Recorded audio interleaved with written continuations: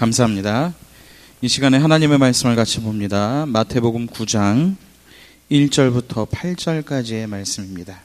신약성경 마태복음 9장 1절부터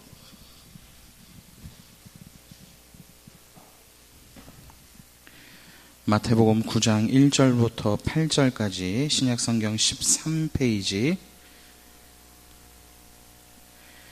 우리 한 절씩 교독합니다. 예수께서 배에 오르사 건너가 본 동네에 이르시니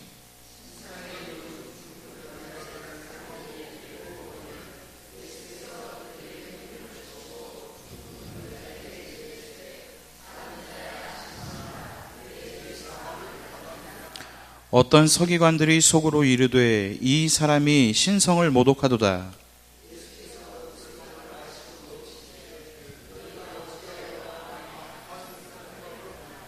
네 죄사함을 받았느니라 하는 말과 일어나 걸어가라 하는 말 중에 어느 것이 쉽겠느냐?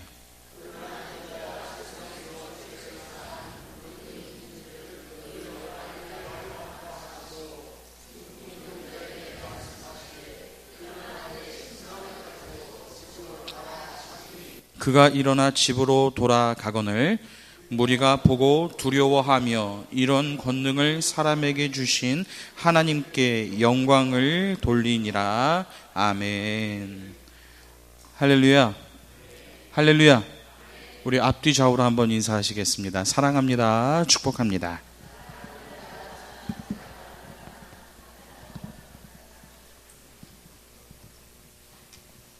한 번 더 인사하실까요? 한 번 더. 우리 집사님, 권사님, 장로님, 우리 목사님, 우리 전도사님, 형제님, 자매님, 괜히 살 맛이 납니다.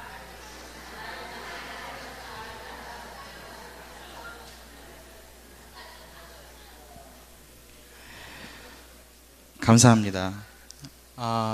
우리 목사님께서 오늘 영광대교회, 전남 영광대교회 부흥회 오늘 첫날 집회 오늘 저녁 인도하시고 계십니다.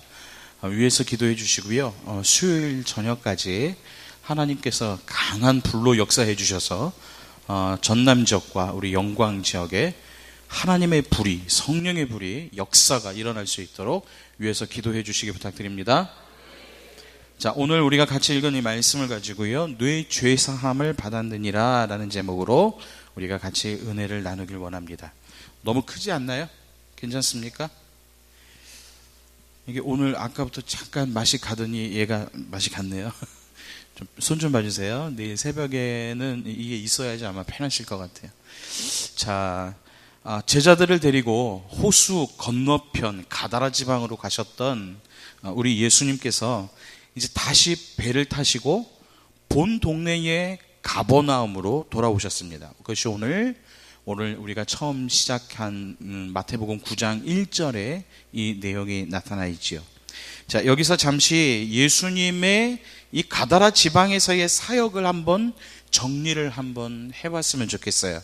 자, 먼저 마태복음에 나타난 최초의 이방 지역과 이방인을 위한 선교였다라고 하는 것입니다. 자, 가다라 지방에서의 선교가 바로 마태복음에서 나타난 최초의 이방 사역과 이방인을 위한 선교 사역. 자, 두 번째, 귀신들이 예수님께서 하나님의 아들이심을 선포합니다. 자, 사실 예수님께서 많은 무리 가운데 의해서 제자들을 구분하고 그곳으로 데려가신 이유와 목적이 바로 그들에게 자신의 신분. 자, 이 자신의 신분이 뭐였냐면은 바로 하나님의 아들을 알리기 위함이었다는 것입니다. 그래서 제자들은 풍랑을 잔잔케 하신 예수님을 향해서조차도 그저 이분은 누구신가? 라고 질문만 가졌을 뿐이었다는 것입니다. 자, 세 번째는 바로 귀신 들린 자들을 악의 권세로부터 구원하셨습니다. 즉 하나님의 나라가 이방 지역에도 도래했다라고 하는 것이지요. 이것이 세 번째입니다. 자, 네 번째, 경제적인 손실을 두려워한 그 마을 사람들의 배척으로 이 선교가 시작되기도 전에 중단됐던 것을 볼 수 있습니다. 자, 예수님께서도요, 선교 사역을 채 시작도 못 해보시고 접고 들어오신 적이 있다. 이것을 우리가 꼭 기억했으면 좋겠어요. 그렇기 때문에 우리가 어느 지역이든지 하나님이 함께 하셔서 하나님이 허락하셔야 할 수 있는 거예요. 그렇기 때문에 오늘 이것을 우리가 꼭 기억할 수 있었으면 좋겠고요. 다섯 번째로, 귀신 들렸다가 구원받은 두 사람을 그곳 데가볼리 지역의 선교사로 파송합니다. 자, 참 신기한 장면입니다. 그곳에서 귀신 들렸던 두 사람, 군대 귀신이라고 지난번에 우리 목사님께서 다시 한번 정리를 해주셨죠. 바로 그 두 사람을 어떻게 했어요? 그곳 데가볼리 지역, 가다라 지역에 있는 선교사로 그곳을 파송했다라고 하는 것입니다. 그런데 이제 지난번에 이 내용은 우리가 살펴보지 않았지만 이 내용이 마가복음 5장 20절에 기록이 되어져 있습니다. 자, 그들은 이방 지역에 파송된 최초의 선교사의 영광을 얻게 됩니다.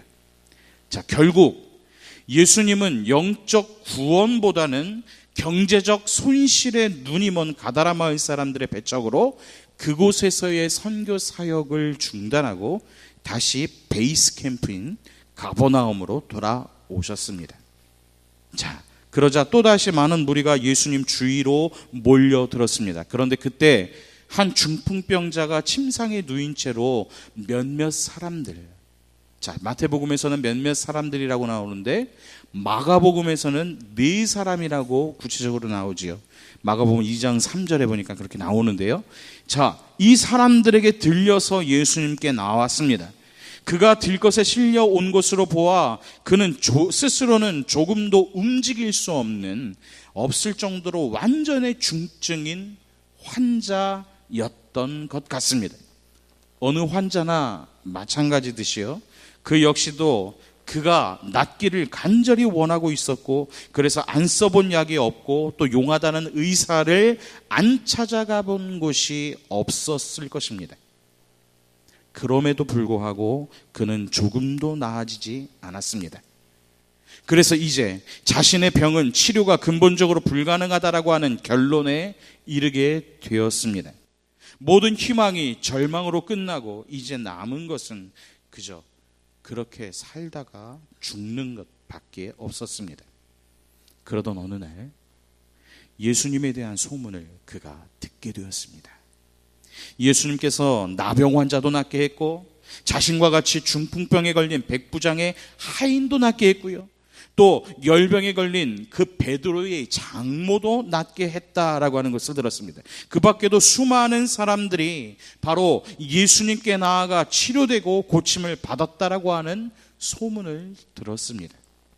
하지만 그가 유일한 희망이자 만병의 의사이신 예수님께 가기 위해서 할 수 있는 일은 아무것도 없었습니다.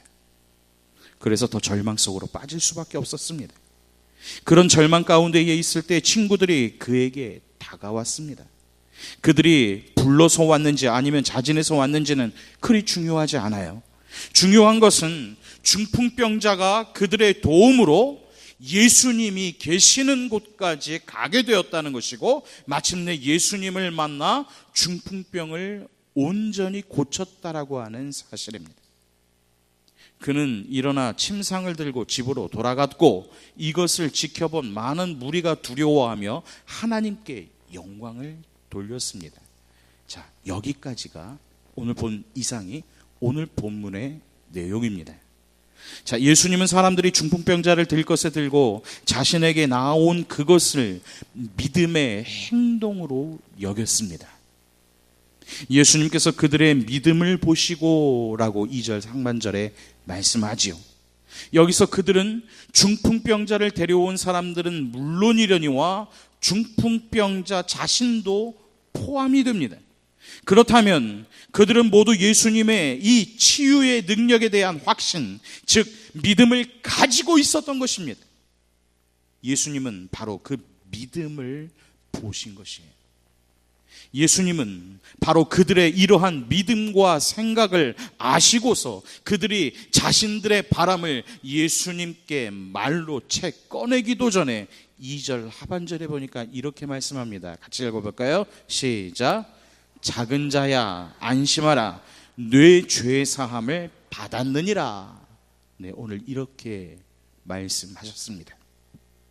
그런데 예수님의 말씀이 좀 다소 생뚱맞아 보이지 않습니까? 왜냐하면 그들은 지금 죄 용서 받기 위해서 예수님께 나온 것이 아니라 어떻게 하기를 원하는 거예요. 지금 그 병을 고치려고 나와 왔다는 것입니다. 자, 우리가 예수님께 기대했던 것은 이전에 다른 병자들에게 하셨던 것과 같이 내가 원하노니 깨끗함을 받으라 라든지, 아니면 내 믿음대로 될지어다 라든지, 그것도 아니면 손을 대시든지 이렇게 하는 것이었을 거예요. 그런데 지금 예수님은 이전과는 달리 네 죄가 사해졌다라고 선언하고 있습니다. 그런데 정작 예수님의 이 말씀에 어리둥절해하는 것은 오늘날 이 성경을 읽고 있는 우리들 뿐이에요. 그들 중 누구 하나도 의아해하지 않았습니다. 이것은 병자를 죄인으로 간주하던 당시 유대인들의 세계관과 관련이 있습니다. 이러한 세계관은 레위기 26장의 말씀에 그 근거를 두고 있는데요. 한번 찾아볼까요? 레위기 26장 14절부터 16절 말씀입니다. 좀 길지만 같이 한번 읽어볼게요. 시작.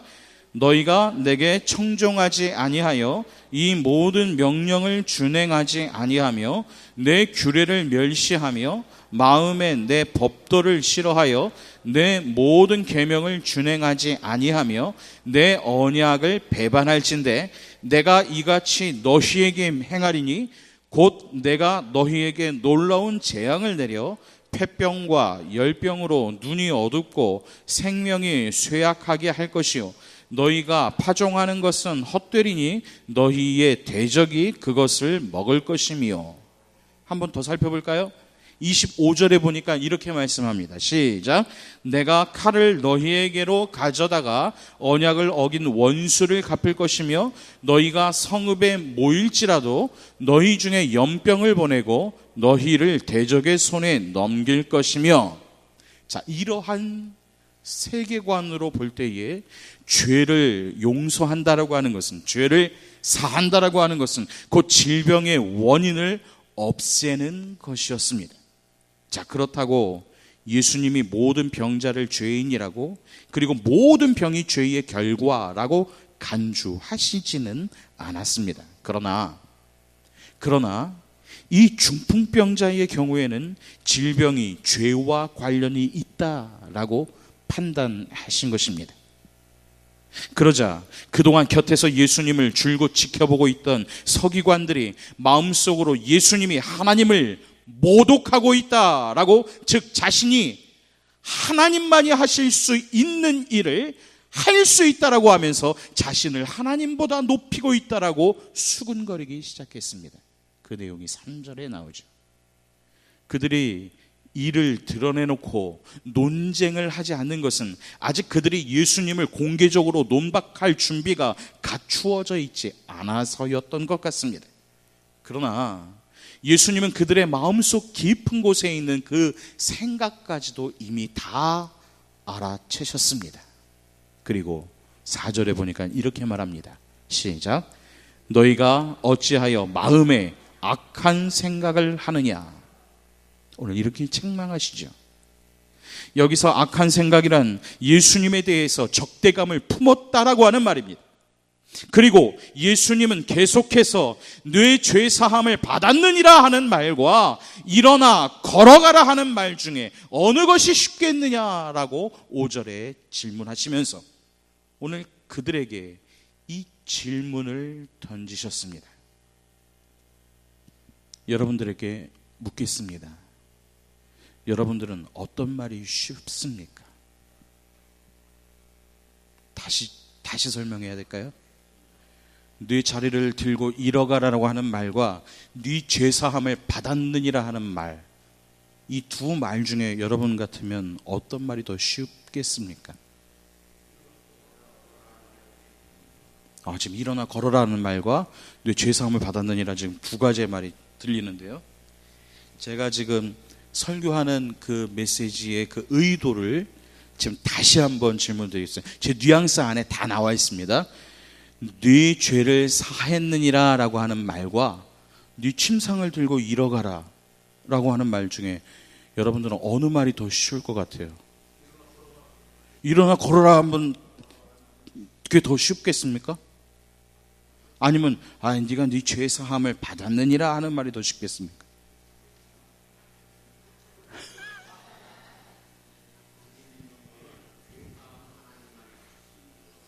그게 지금 유대인들의 생각이에요. 지금 그게 유대인들의 생각이에요. 근데 오늘 전체적으로 놓고 봤을 때에 그냥 네 죄 사함 네가 받았어라고 하는 말과 내가 네게 말하노니 너 그 침상 들고 일어나서 걸어, 중풍병자한테 지금 병을 고치는 행위잖아요. 어느 게 더 쉬우시겠어요, 여러분들 같이?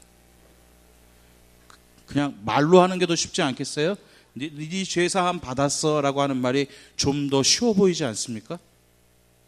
아닙니까? 결론부터 그냥 말씀드리겠습니다. 네 죄 사함을 받았느니라라고 말하는 것이 더 쉽습니다. 왜냐고요? 이것은 사람의 눈에 보이는 것, 사람의 눈에 보이는 것은 바로 치유하는 행위입니다. 자, 근데 이것을 입증하는 것과 눈에 보이지 않는 것, 용서하는 것은 눈에 보이지 않는 거예요. 이것에 대해 입증하는 것의 차이예요. 즉 눈에 보이는 것과 눈에 보이지 않는 것을 입증하는 것, 이것의 차이입니다. 분명 죄 사함은 질병 치유보다 어렵지만, 다시요, 우리 집사님 말씀하신 것처럼, 우리 장로님이 말씀하신 것처럼 죄 사함은 질병 치유보다 어렵지만 말의 차원에서는 죄 사함의 선언보다 이 질병 치유 선언이 더 어렵습니다. 그만한 능력이 우리에게는 없기 때문이에요. 죄 사함의 선언은 그 효력을 당장 검증할 길이 없지만 중풍병자에게 일어나 걸어라라고 하는 명령하는 것은 당장 눈앞에서의 효력이 검증되어야 하기 때문입니다. 그러므로 중풍병자에게 일어나 걸어가라고 말할 때 그대로 이루어진다면 이것은 죄 사함의 선언도 동시에 이루어졌다라고 하는 표적이라고 간주될 수가 있는 것입니다. 그래서 예수님은 중풍병자가 죄를 용서받았다라고 하는 것을 보여주시기 위해 그에게 일어나 걸어가라고 명령하신 것입니다. 질병이 치유되었다라고 해서 죄가 용서되는 것은 아니고, 반대로 죄가 용서받았다라고 해서 모든 질병이 치유되는 것도 아닙니다. 그러나 예수님은 죄 사함의 권세를 가지고 있다는 것을 알게 하시려고 오늘 이 질병을 치유하는 기적을 사용하셨습니다. 다시 말해서 질병 치유를 죄 사함의 표적으로 사용하신 것입니다. 그리고 나서 예수님은 자신이 지금 중풍병자를 고친 것은 내가 세상에서 죄를 사하는 권세가 있는 줄을 너희로 알게 하기 위함이라고 말씀하셨습니다. 자, 6절 말씀입니다. 다 같이 읽어볼까요? 시작. 인자가 세상에서 죄를 사하는 권능이 있는 줄을 너희가 알게 하려 하노라. 아멘. 이는 하나님의 아들로서 자신의 정체성뿐만 아니라 자신의 사역의 핵심이 무엇인지를 선언하신 것입니다. 이러한 상황에서, 즉 서기관들의 분개와 그 무리의 몰이해 가운데에서도 예수님의 말씀을 유난히 귀담아 듣고 가슴으로 받아들인 사람이 있었습니다. 그는 바로 중풍병자였습니다. 마태 기자가 우리에게 전해주지 않아서 우리는 잘 모르지만 사람의 마음속 깊은 것까지도 감찰하시는 예수님은 그 중풍병자의 죄와 허물을 아셨어요. 그리고 그의 믿음을 보시고 그의 죄와 허물을 사하여 주셨습니다. 서기관들은 예수님의 말씀을 하나님을 모독하는 말로 들었지만 그 중풍병자만큼은 예수님의 그 말씀을 자신의 죄사함을 선언하시는 바로 구원의 말씀으로 들었던 것입니다. 오늘 우리에게도 하나님의 말씀은 동일하게 선포되어집니다. 어느 누구에게는 좀 더 많이 전해지고 어느 누구에게는 좀 덜 전해지지 않습니다. 똑같이 선포되어지는 말씀을 우리는 다 같이 그 자리에서 듣습니다. 그러나 그 말씀을 들은 사람들의 마음속에 일어나는 역사는 각각 다르게 나타납니다. 그것은 바로 내 마음의 상태가 어떤가에 따라서 오늘 이 말씀이 나에게 역사하는 것이 다르게 나타날 수도 있습니다. 그러기에 언제든지 우리가 말씀을 들을 때에 하나님의 말씀이 내 마음 가운데에 잘 받아들여 줄 수 있게 해달라고 항상 준비하는 마음이 필요합니다. 그래서 우리는 기도해야 돼요. 그리고 하나님께서 함께 역사해 달라고 그 예배를 위해서 기도해야 됩니다. 그렇기 때문에 제가 여러분들께 한 가지 제안을 합니다. 여러분 주일날 모든 예배를 정말 잘 드리기를 원하십니까? 아멘이에요? 그렇다면 금요 기도회에 나오십시오. 왜냐하면 하나님의 말씀을 듣고 하나님께 예배드리는 일에 있어 기도만큼 중요한 시간이 없어요. 그래서 금요 기도회에 우리가 나와서 하나님 앞에 뜨겁게 부르짖으며 주일을 준비하는 그 금요일을 우리는 기억해야 될 것입니다. 여러분들의 매일의 삶 가운데에 하나님의 말씀을 통해 놀랍도록 은혜 받기를 원하십니까? 그렇다면 월요일 새벽 예배를 나오십시오. 월요일 새벽 예배를 통해서 하나님이 우리에게 주시는 은혜는 또한 무궁무진합니다. 오직 하나님께서 우리 가운데 함께 하실 때 우리 가운데 역사하시는 그 놀라운 은혜는 이 기도 가운데 함께 할 수 있다는 것을 꼭 기억하시기 바랍니다. 말씀을 맺겠습니다.